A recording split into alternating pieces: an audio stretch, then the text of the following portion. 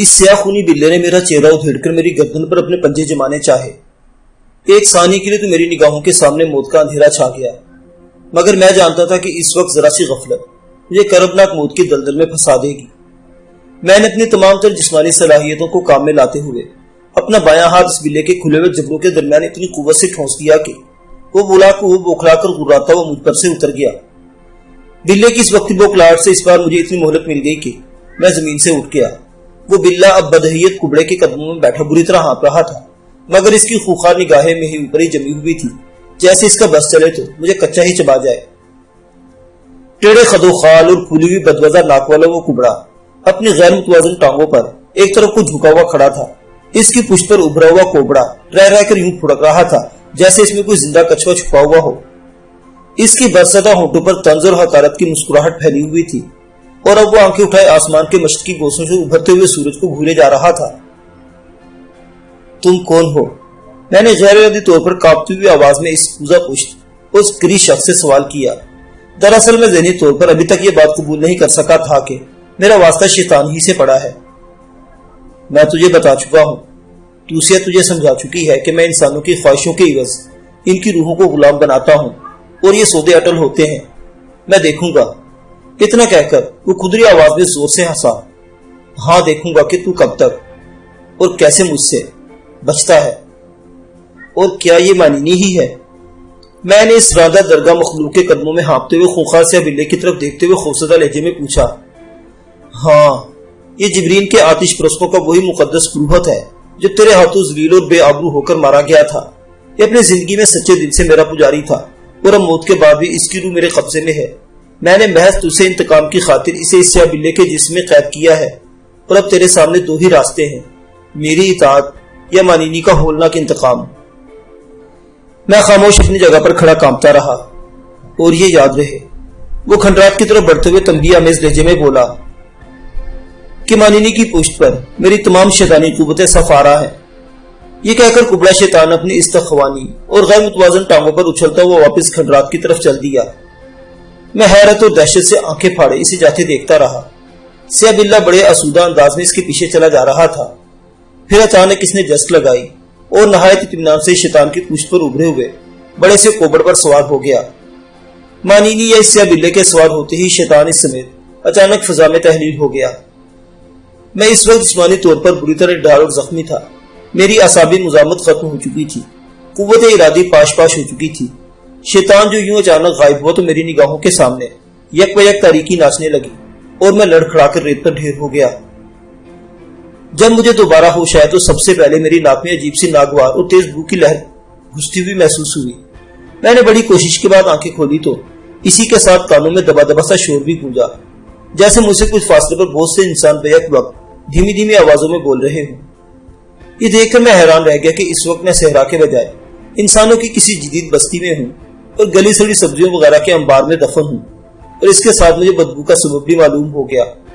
وہ ایک خاصی کشادہ اور پختہ کوٹھی تھی، جس کا دروازہ شاید باہر سے مقفل تھا، لیکن دیواروں میں ایک جگہ کھڑکی سی کھلی ہوئی تھی۔ میں سانس روک کے اس متفن دلدل میں کھڑا ہوا تھا، اور جو ہی اس موکھلے کے نزدیک پہنچا، باہر سے کسی نے ذبح کیے ہوئے پرندوں کی آلائش کا ایک ڈھیر اس کوڑے دان میں پھینکا، اور میں پوری قوت سے چیخ پڑا۔ اس وقت مجھ پر بے بسی کے ساتھ ہی غصہ کی کیفیت بھی طاری تھی۔ میری چیخ کے ساتھ ہی باہر پہ در پہ کئی دہشت زدہ چیخیں ابھری، اور پھر زمین یوں ہلنے لگی جیسے باہر سینکڑوں گدڑوں کا کوئی وحشت زدہ غول سر پر دوڑ رہا ہو۔ میں سر سے پیر تک غزالت میں لترا ہوا، اور یہ اندازہ کر چکا تھا کہ اس کوڑے کے گھر میں سے ایک انسانی آواز سن کر باہر والے خوفزدہ ہو چکے ہیں، اس لیے خود ہی آگے بڑھ کر کوڑے دان کا آہنی دروازے پر زور آزمائی کرنی چاہی، لیکن وہ شاید باہر سے مقفل تھا۔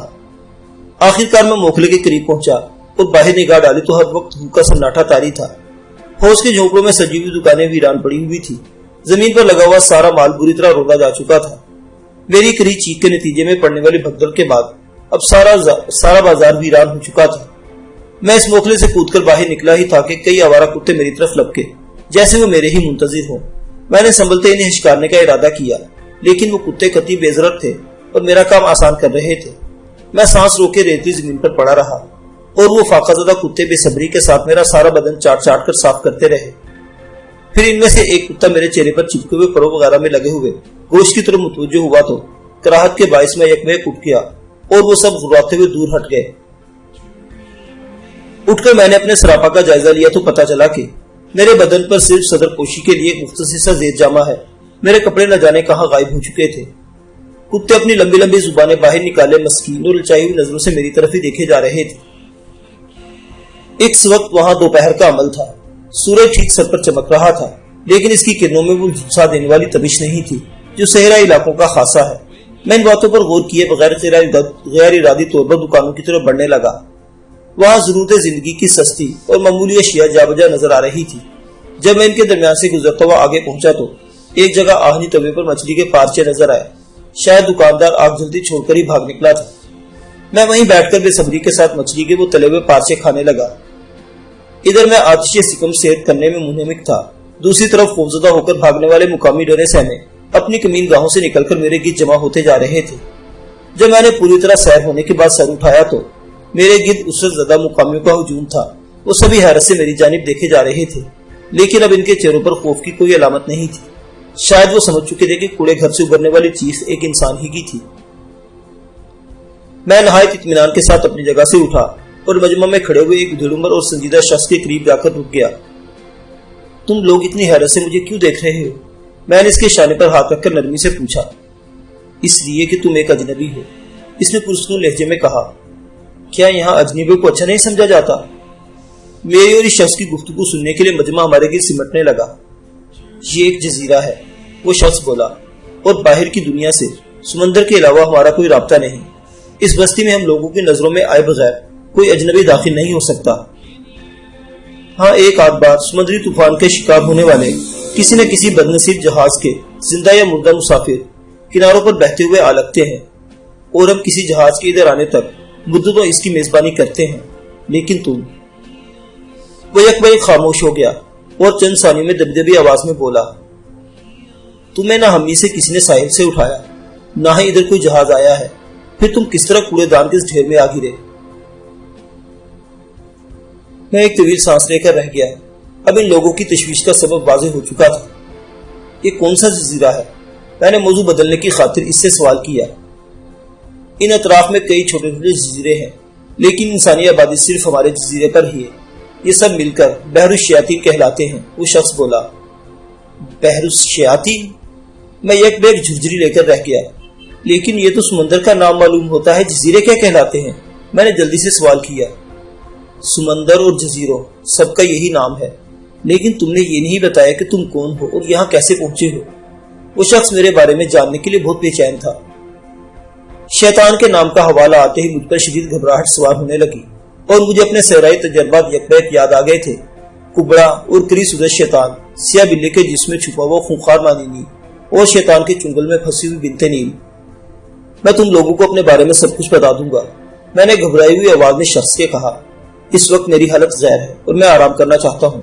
खुदा के लिए मुझे अपने सरदार तक पहुंचा दो। सरदार? इस शख्स ने ख्याल अंगेज लहजे में दोहराया। आओ, मैं तुम्हें ले चलता हूँ। वो मुझे हमरा लेकर दुकानों वगैरह के दरमियान से गुजरता एक तरफ चल दिया। वहां जमा हुआ जाने वाले लोग पुरजोश अंदाज में सरगोशियां करते मुंतशिर होने लगे। दुकान और फिर रहायशी झोंपड़ों से निकलकर हम रेतले मैदान में आ गए, जहाँ जाबजा माहीगिरी के जाल वगैरह फैले हुए थे और इससे काफी आगे समुद्र की बिखरी हुई मौजें सर टपकती हुई नजर आ रही थी। फिर वो शख्स साहिल के मुतवाजी चलने लगा। थोड़ी ही देर में वो बस्ती खत्म हो गई और हम जजीरे के शुमाली हिस्से में नजर आने वाले घने जंगलात की तरफ बढ़ने लगे। क्या तुम्हारा सरदार जंगल में रहता है? मैंने तजस्सुस से के हाथों मजबूर होकर इससे पूछ ही लिया। ये तो कोई भी नहीं जानता कि वो कहाँ रहता है, वो शख्स सहमी हुई आवाज में बोला। दूसरे जजीरों पर जाकर माहीगिरी करने वाले हमारे साथियों ने बहरुश्शयातीन के सातों जजीरों पर इसे अपनी आंखों से देखा है।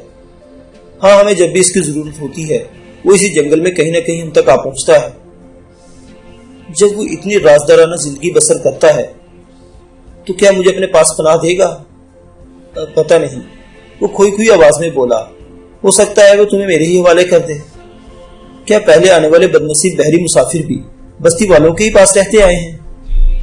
मैंने इसकी तरफ नजरें घुमाकर सवाल किया। हाँ, इनमें से किसी ने भी सरदार के बारे में नहीं पूछा था। वो जंगल में घुसता हुआ बोला। न सरदार ने कभी इस मेहमान नवाजी को नापसंद किया। तुम पहले अजनबी हो जो सरदार से मिलना चाहते हो। تمہارا سردار بھی عجیب آدمی ہے، میں نے اپنی ریڑھ کی ہڈی میں سنسناہٹ محسوس کرتے ہوئے کہا۔ آدمی؟ اس نے تحیر آمیز آواز میں کہا اور چلتے چلتے رک کر مجھے گھورنے لگا۔ کیوں؟ کیا میں نے کوئی عجیب بات کہہ دی تھی؟ یہ کہتے ہوئے میری چھٹی حص مجھے کسی عجیب و غریب انکشاف کی خبر دے رہی تھی۔ ہاں، وہ آدمی نہیں، ایک سیاہ بلّا ہے۔ وہ کچھ اور بھی کہہ رہا تھا، لیکن اتنا سنتے ہی مجھ پر دہشت طاری ہو گئی اور میں چیخ مار کر واپس دوڑنے لگا۔ مان داہنی جانب کی جھاڑیوں میں دوسری غراہٹ سنائی دی اور میرے قدم لڑکھڑا گئے۔ اس کے ساتھ ہی وہی خوفناک سیاہ بلّا جھاڑیوں سے جست لگا کر میری راہ میں حائل ہو گیا، جس نے صحرائی کھنڈرات میں مجھے بری طرح لہو لہان کیا تھا۔ وہ سرد اور خوفناک آنکھوں سے مجھے گھور رہا تھا اور اپنا پیٹ زمین سے لگائے حملہ آور ہونے کی پوزیشن میں تھا۔ اسے اپنے سامنے موجود پاتے ہی میں بدحواس ہو کر واپس جنگل کی طرف مڑا، لیکن ادھر میرے ساتھ آیا وہ ادھیڑ عمر مقامی دونوں بازو پھیلا کر عقاب کی طرح میرے اوپر ٹوٹ پڑا۔ میں نے اس کی زور سے بچنے کی بھرپور کوشش کی، لیکن اس کی وحشیانہ ٹکر سے نہ بچ سکا۔ منہ پر پڑنے والی یہ ٹکر اتنی شدید تھی کہ میری آنکھوں کے سامنے اندھیرا چھا گیا اور میں لڑکھڑاتا ہوا کئی قدم پیچھے ہٹتا چلا گیا۔ اجنبی، ہماری بستی کے بھی کچھ آداب ہے، شخص اصلی آواز میں کہہ رہا تھا۔ محترم سردار کے سامنے ادب سے سر جھکائے کھڑے رہو۔ سردار کو پشت دکھانا جرم ہے اور بحر الشیاطین میں اس جرم کی سزا بہت بھیانک ہے۔ میں نے خود کو سنبھالا اور اس ادھیڑ عمر مقامی محفوظ رہنے کی خاطر اس کینہ پرور سے بلے کی طرف منہ کر کے کھڑا ہو گیا۔ اے مقدس سردار، چند ثانیوں کی بوجھل سکوت کے بعد ادھیڑ عمر مقامی کی عقیدت میں ڈوبی ہوئی آواز ابھری۔ تیری پراسرار قوتوں سے کوئی راز پوشیدہ نہیں، مگر ہم لوگ اس اجنبی کی جانب سے شبہات میں مبتلا ہیں۔ کسی کو معلوم نہیں کہ یہ کس طرح بحر الشیاطین میں آ پہنچا ہے۔ وہ سیاہ بلّا جو یقیناً مانینی ہی تھا، تیزی کے ساتھ اپنی جگہ سے جست کر کے فضا میں اڑتا ہوا تیزی سے میرے سینے کی طرف آیا۔ میں 2 مرتبہ اس نابکار سے نبردو آزما ہو چکا تھا، اس لیے اس کا ارادہ بھانپتے ہی تیزی سے اطراف میں سرک گیا اور وہ اپنے ہی زور میں ایک درخت کے تنے سے جا ٹکرایا۔ درخت سے ٹکرا کے گرتے ہی اس نے ایک چیخ ماری اور اس سے قبل کہ وہ میری جانب پلٹتا، میں نے زمین سے ایک درخت کی ٹوٹی ہوئی شاخ اٹھا لی۔ وہ مقامی ایک طرف کھڑا حیرت کے ساتھ میری طرف دیکھ رہا تھا۔ شاید اسے توقع نہیں تھی کہ بحر الشیاطین کے اس موزر وحشی سردار کو سیکھ بھی پہنچائی جا سکتی ہے۔ میرے ہاتھ میں چھڑی دیکھ کر وہ بلّا اپنی جگہ ٹھٹکا، 1-2 بار پینجرے بدل کر میری جانب میری پھرتی کا اندازہ لگایا اور غیر متوقع طور پر تیزی کے ساتھ میری طرف دوڑ پڑا۔ میں نے انتظار کیے یا کسی قسم کا اندازہ کیے بغیر اپنے ہاتھ میں دبی ہوئی چھڑی اندھوں کی طرح گھمانی شروع کر دی۔ اب یہ اس بلے کی بدقسمتی یا میری خوش نصیبی ہی تھی کہ وہ چھڑی کی زد میں آ گیا۔ اگلے دھڑ پر چوٹ کھا کر وہ کسی منحوس بدرو کی طرح چیختا ہوا میری پنڈلیوں سے لپٹ گیا اور آنن فانن اپنے خونی پنجوں سے میری جلد ادھیڑ کر گوشت میں دانت پیوست کر دیے۔ میں درد اور اذیت سے بے تاب ہو کر تڑپتا ہوا نیچے ڈھیر ہوتا چلا گیا، مگر گرتے گرتے اس کی کھوپڑی پر درخت کی ٹہنی سے گہرا زخم ڈال دیا۔ مجھے صحرائی کھنڈراتی سے اندازہ ہو چکا تھا کہ اس بلی کی پیشانی بہت نازک ہے اور وہ سر پر چوٹ کھا کر چوبڑی بھول جاتا ہے۔ اس بار یہی تجربہ کام آیا اور وہ لہو لہان ہوتے ہی میری پنڈلی چھوڑ کر اذیت سے گراتا ہوا گھنے جنگل میں گھستا چلا گیا۔ بلے کے روپوش ہوتے ہی ادھیڑ عمر مقامی اپنی جگہ سے آگے بڑھا اور سختی کے ساتھ میرا بازو تھام کر مجھے سیدھا کھڑا کر دیا۔ اس کی نگاہوں میں میری جانب سے نفرت اور خوف کے آثار بہت واضح تھے۔ میرا ہاتھ چھوڑ دو، میں نے اسے جھٹکے سے تیز آواز میں کہا، اور میری کچھ مدد کرو، میری پنڈلی بری طرح زخمی ہے۔ مدد؟ وہ استہزائیہ انداز میں ہنسا۔ تم خوش نصیبوں کے اس وقت زندہ ہو، ورنہ سردار کے سامنے لائے جانے والے یا تو انعام سے نوازے جاتے ہیں یا وہ خود ہی بے رحمی کے ساتھ ان کے نرخرے چبا ڈالتا ہے۔ تم زندہ ضرور ہو، مگر اب ہمارے قیدی ہو۔ اپنی قید کی خبر سن کر اپنی تکلیف فراموش کر بیٹھا اور فوراً ایک تدبیر نکال کر سے سوال کیا، یہ بلّا جزائر الشیاطین پر کب سے حکمران ہے؟ چند ہی دن سے، وہ مجھے اشتباہ آمیز نظروں سے گھورتے ہوئے بولا، اور مجھے اس کی بات سچی معلوم ہوئی۔ مانینی کی موت چند ہی ہفتوں کی بات تھی۔ اس کا مطلب یہ تھا کہ مانینی کی روح سے بلے کے جسم میں قیام کی اجازت ملنے کے بعد ہی بحر الشیاطین میں آ پہنچی تھی۔ اور اس سے پہلے تمہارا سردار کون تھا؟ میں نے چند ثانیوں کے سکوت کے بعد اس سے پوچھا۔ اسی قسم کا لیکن اس سے قدرے چھوٹا ایک بلّا اس کا پیشرو تھا۔ ایک دن ہم سردار کی تلاش میں اس جنگل میں آئے تو اس کی لاش دم کے بل ایک درخت سے لٹکی ہوئی نظر آئی، اور یہ تو بڑا خونخوار بلّا خود بخود اس کی جگہ لے چکا تھا۔ اس کو کہتے کہتے کچھ خیال آیا اور وہ چونک کر بولا، لیکن تمہیں ان سب باتوں سے غرض، چلو اب سردار کا اگلا حکم ملنے تک تم بستی میں ہمارے قیدی رہو گے۔ لو تمہارا سردار خود ہی چلا آ رہا ہے۔ میں نے اچانک بائیں جانب اشارہ کرتے ہوئے کہا۔ اس مقامی نے اضطراری طور پر میرا ہاتھ چھوڑ کر اس طرف سر گھمایا اور میں اس کی غفلت سے فائدہ اٹھا کر اسے نیچے دھکیل کر گھنے جنگل میں دوڑ پڑا۔ میری دانش میں یہی بہتر تھا کہ میں اس بستی میں بے دست و پا قیدی بن کر کسی وقت بے خبری میں سیبلے کا نشانہ بننے کے بجائے جنگل میں آزاد رہ کے اپنی نجات کی راہ نکالوں۔ جس وقت وہ مقامی سنبھل کر چیختا میرے تعاقب میں آتا، میں ادھر ادھر چکراتا ایک ایسے گھنے اور دشوار گزر کنج میں جا کر دبک گیا جہاں تک رسائی زیادہ دشوار ہی تھی۔ چند ثانیے بعد اس مقامی کے دوڑتے ہوئے قدموں کی آواز میرے قریب سے گزر کر جنگل کے تیز شور میں تحلیل ہوتی چلی گئی۔ مجھے وہاں چھپے کافی دیر گزر گئی، لیکن آس پاس کسی مشکوک آہٹ سنائی نہیں دی۔ مجھے شبہ تھا کہ کہیں وہ مقامی اپنی ناکامیوں کے بعد پوری بستی کو ہمراہ لے کر وہاں نہ گھسائے، لیکن میرا یہ خیال غلط ثابت ہوا۔ پھر بھی میں احتیاطاً اندھیرا پھیلنے تک وہیں دبکا رہا۔ جب دھندلکا پھیلنے کے وقت بحری پرندوں کی لمبی لمبی قطاریں پر مسرت اور آسودہ آوازیں نکالتی اپنے دور دراز مسکنوں کی طرف لوٹنے لگی اور جنگل بسیرا کرنے والے پرندوں کی تیز چہکار سے گونجنے لگے، تو میں نے اپنی شب گزاری کے لیے کوئی محفوظ ٹھکانہ تلاش کرنے کی تیاری شروع کر دی۔ دھندلکا گہری سیاہی میں بدن سے قبل ہی میں ایک چھتری سے درخت پر جا چڑھا، جس کی مضبوط شاخوں کے درمیان پھنس کر میں بآسانی پوری رات گزار سکتا تھا۔ رات کی سیاہی میں جنگل میں سکوت طاری ہوتے ہی تیزی کے ساتھ میرا حوصلہ جواب دینے لگا اور ذہن میں کبڑے شیطان کی محیب شخصیت کے ساتھ ہی خونی بلے کا خوف بھی سر ابھارنے لگا، اور میں بے چینی کے ساتھ بار بار اپنے ارد گرد پھیلے ہوئے گھور اندھیرے میں آنکھیں پھاڑ پھاڑ کر گمنام مگر خوفاور حیوانوں کو تلاش کرنے لگا، جو میری دانش میں اس وقت جنگل کے چپے چپے پر میری تلاش میں نگران تھے۔ رات ڈھلتی رہی اور میرا خوف دھیرے دھیرے جان لیوا دہشت میں بدلتا چلا گیا۔ مجھے خوب معلوم تھا کہ اس بار میرا ٹکراؤ غیر مرئی اور پراسرار قوتوں سے ہے، جن کا وار جھیل جانا آسان نہیں تھا۔ حیران مجھے یہ دھڑکا لگا ہوا تھا کہ رات کی اس تاغوتی اندھیرے سے یک بہ یک رقص ابلیس میں مبتلا جہنمی روحیں نکل پڑیں گی اور پھر کسی بے جان اس طوفانی ڈھانچے کے لیے بے رحم اور یکبستہ ہاتھ میری گردن دبوچ لیں گی۔ نہ جانے وہ کیسی قیامت کی رات تھی کہ لمحات ایک ہی جگہ رہ کر ٹھٹر گئے تھے۔ وقت تھا کہ گزرنے کا نام نہیں لے رہا تھا۔ میرے حواس جواب دے چکے تھے۔ دہشت کے باعث آنکھیں پتھرا کر رہ گئی تھی کہ کہیں پلک جھپکتے ہی کوئی وار نہ گر گزرے۔ سوکھے ہوئے تازہ زخموں کی چنک سے پورا بدن دکھ رہا تھا۔ دوران خون میری کلپٹوں پر ٹھوکریں مار رہا تھا۔ دل کی دھڑکنیں دماغ پر تھوڑے برسا رہی تھی اور مجھے محسوس ہو رہا تھا کہ میں مسلسل تکان اور دہشت کے باعث بخار کا شکار ہو چکا ہوں۔ آخرکار وہی ہوا جس کا مجھے اندیشہ تھا۔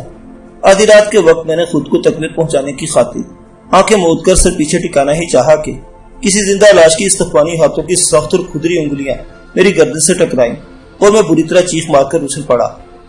میں دونوں شاخوں کے درمیان کچھ اس طرح پھنسا ہوا تھا کہ نیچے تو نہ گر سکا، البتہ میری دونوں رانیں بری طرح زخمی ہو گئی۔ ادھر میری چیخ سن کر پورے جنگل کے پرندے ہوشیار ہو گئے اور خوفزدہ آوازوں میں ڈرونے تسلسل کے ساتھ چیخنے لگے۔ میں درخت کی شاخوں سے لپٹا سانس روکے ان سخت اور کھدری انگلیوں کا انتظار کرتا رہا، لیکن کئی منٹ گزرنے کے بعد کوئی میرے قریب نہ آیا تو ڈرتے ڈرتے میں نے اپنا سر پیچھے گھمایا۔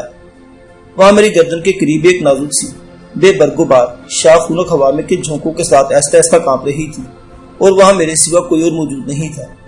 میری چیخ پر چونکنے والے پرندے ابھی تک شور مچا رہے تھے۔ ان کی تشویش کے جواب میں دور دور سے جوابی شور ابھرنے لگا تھا، اور اب پورا جنگل بھانت بھانت کی ان آوازوں سے گونج رہا تھا۔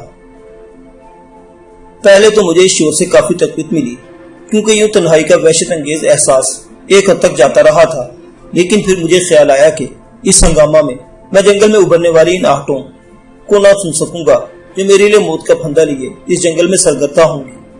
یہ خیال آتے ہی مجھے ان آوازوں سے سخت الجھن ہونے لگی اور میرا جی چاہا کہ ایک ہی بار میں ان سب کو ٹھکانے لگا دوں۔ میں یہ سوچ ہی رہا تھا کہ وہ شور یک و یک موقوف ہو گیا کہ بالکل یوں محسوس ہوا جیسے یک بیک کائنات کی گردش تھم گئی ہو۔ میری دانش میں یہ غیر فطری سناٹا بھی کسی ہولناک خطرے کا پیش خیمہ تھا۔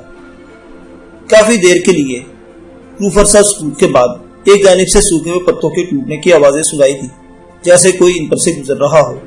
میں سانس روک کر آنے والے کٹھن لمحات کا مقابلہ کرنے کے لیے تیار ہو گیا۔ مجھے یقین تھا کہ اس موقع پر وہی سیاہ بلّا موقع غنیمت جان کر دبے قدموں سے میری گھات میں نکلا ہے، تاکہ مجھے جنگل کے کسی گوشے میں اونگتا پا کر میرا کام تمام کر دے۔ میں گھور اندھیرے میں آنکھیں پھاڑ پھاڑ کر آٹوں کی جانب گھورتا رہا، لیکن مجھے وہاں کچھ نظر نہ آیا۔ تاریکی کا رچاؤ اتنا گہرا تھا کہ ہر چیز انفرادیت کھو چکی تھی۔ ہاں، موت کے قدموں کی وہ آٹے بدستور میری جانب بھی بڑھتی چلی آ رہی تھی۔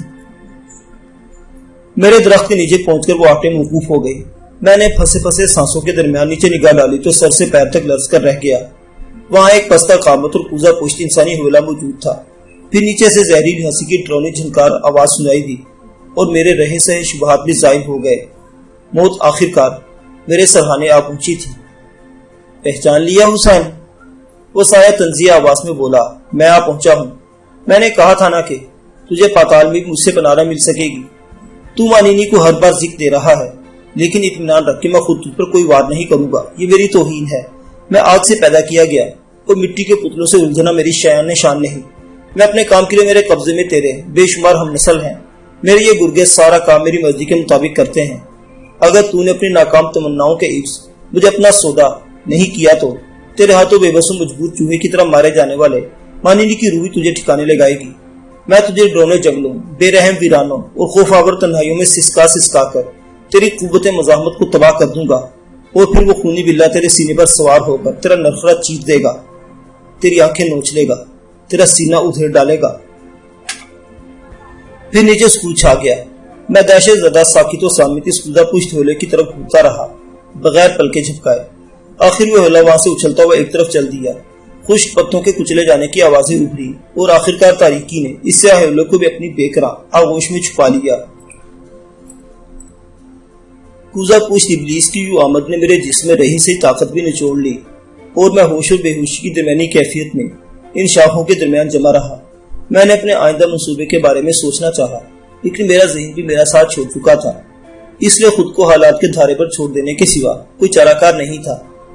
خدا کر کے وہ ہولناک رات صبح کے پرنور اجالے میں معدوم ہونے لگی اور میں نے کئی گھنٹوں کے بعد پہلی بار اپنے تھکے ہوئے جسم کو جنبش دی تو مجھے اندازہ ہوا کہ میرا جوڑ بری طرح دکھ رہا ہے۔ شدید دشواری کے بعد میں کسی نہ کسی طرح اس درخت سے نیچے آیا۔ اب میرے ذہن پر ایک ہی دھن سوار تھی کہ میں بحر الشیاطین سے فرار ہو جاؤں، دنیا کی کسی ایسے گوشے میں پہنچ جاؤں جہاں مانینی مجھ تک نہ پہنچ سکے۔ پھر میں کسی مقصد کے بغیر ایک طرف بڑھنے لگا۔ تھوڑی دیر بعد مجھے ایک درخت کا گھرا ہوا تنا نظر آیا اور میرے ذہن میں ایک خیال بجلی کی طرح کونپ گیا۔ اس وقت جنگل کی مدہوش کن فضا پرندوں کی رنگ برنگی چہکار سے پوری طرح بیدار ہو چلی تھی اور میرا ذہن رات کے خوف آور سناٹے اور شیطانی دہشت کی طلسم سے کسی حد تک نجات پا چکا تھا۔ میں اس تنے کے قریب کھڑا اپنے منصوبے کے مختلف پہلو پر غور کرتا رہا۔ آخرکار میں نے فیصلہ کر ہی لیا اور اس تنے کا ایک سرا پکڑ کر اسے کھینچتا ہوا ایک طرف چل دیا۔ وہ جنگل میرے لیے نیا تھا، اس لیے مجھے اپنا راستہ بنانے اور سمت کا تعین کرنے میں کافی دشواری ہوئی۔ کئی گھنٹوں کی صبر آزما مشقت کے بعد آخرکار میرے کانوں میں کافی دور سے ابھرتی ہوئی سمندر کی شور کی آوازیں آئی اور میرا دل خوشی سے بلیوں اچھل پڑا۔ ساحل قریب آ جانے کے احساس نے میرے تھکے ہوئے اعصاب میں نئی زندگی پھونک دی اور میں تیزی کے ساتھ آگے بڑھنے لگا۔ سمندر کی موجوں کا شور اب لہجہ بلہجہ واضح ہوتا جا رہا تھا۔ دوپہر ہونے تک میں گھنے جنگلات کی اختتامی ڈھلانوں پر نکل آیا۔ یہ چھدرے درختوں کے درمیان سمندر کی متلاطم سطح دوری سے چمکتی نظر آ رہی تھی۔ سب سے بڑھ کر خوش نصیبی کی بات یہ تھی کہ یہ علاقہ ویران تھا، آس پاس آبادی کے آثار نظر نہیں آ رہے تھے۔ میں اس تنے کو گھسیٹتا ساحل تک پہنچی گیا۔ مجھے امید نہیں تھی کہ میں اس خونی بلے سے سامنا کیے بغیر وہ ساحل تک پہنچ جاؤں گا، لیکن اس وقت تو شاید قسمت مجھ پر مہربان تھی۔ کچھ دیر تک ساحل پر سمندر کے تموج کا انتظار کرتا رہا، پھر اس تنے کو پانی میں دھکیلتا ہوا آگے بڑھنے لگا۔ جو ہی سمندر کا کھاری پانی میرے زخموں پر پڑا، اذیت کی ایک نئی لہر میرے وجود میں سرایت کر گئی، لیکن بحر الشیاطین کے اعصابی جزیروں سے نجات کا جذبہ اس تکلیف پر غالب آ گیا اور میں پانی میں آگے بڑھتا رہا۔ کمر گہرے پانی میں پہنچ کر میں نے آخری بار اس تنے کو زور سے آگے دھکیلا اور پھر اچھل کر اس پر چڑھ گیا۔ چند ثانیوں کے لیے ڈگمگاتے ہوئے تنے پر میرا توازن بگڑا، مگر جلدی میں نے خود کو سنبھال لیا اور وہ تنا مجھے ہمراہ لیے سمندر کے بہاؤ پر آگے بڑھنے لگا۔ بحر الشیاطین کے آباد جزیرے کا ساحل آہستہ آہستہ دور ہوتا جا رہا تھا اور مجھے امید تھی کہ وہ خونخوار سیاہ بلہ اب پانی میں تیر کر میرا تعاقب نہ کر سکے گا۔ اب میرے سامنے تا حد نظر سمندر کی بےقرار وسعت پھیلی ہوئی تھی، کہیں کہیں اکا دکا دھندلے دھبے نظر آ رہے تھے، شاید وہ بحر الشیاطین کے ساتوں جزیروں کے آثار تھے۔ اب میری کوشش یہی تھی کہ میں ان جزیروں سے دور ہی رہ کر کسی ایسے مقام پر جا لگوں جہاں شیطانی نحوستے میرا تعاقب نہ کر سکے۔